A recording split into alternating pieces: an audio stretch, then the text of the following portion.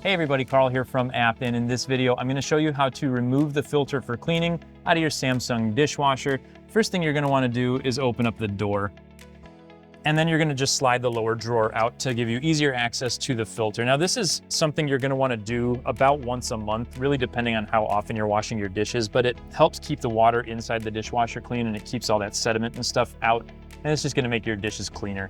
So now that we've got the door open, the bottom rack removed, we're going to kind of move the wash arm out of the way.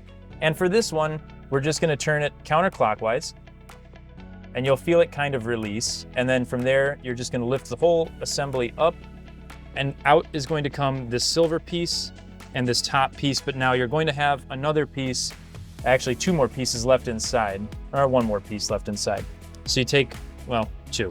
So you got these two pieces right here. You have this fine mesh filter to get the really small particles, and then you have another filter here to capture some of the bigger stuff. Once those are all out, you're going to take them over to the sink and just rinse them off in some hot water. If there's some stuff that's sticking that isn't coming out with just the water, take a soft bristle toothbrush and just kind of scrub them away. And it's important to just use a soft bristle brush because this is a really fine mesh and you can damage it with something more abrasive. Once you're done doing all that, you're basically just going to do the same process in reverse. So you just set this piece right inside of the wire mesh filter. It doesn't lock into place or anything, so don't worry that it's not really catching anywhere. And you're going to set that back in.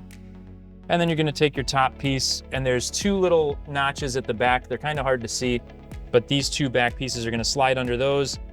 And then you're just going to twist clockwise, and it'll lock into place, and everything's held back in place. And it's as simple as that. Thanks as always for watching, and we'll see you in the next one.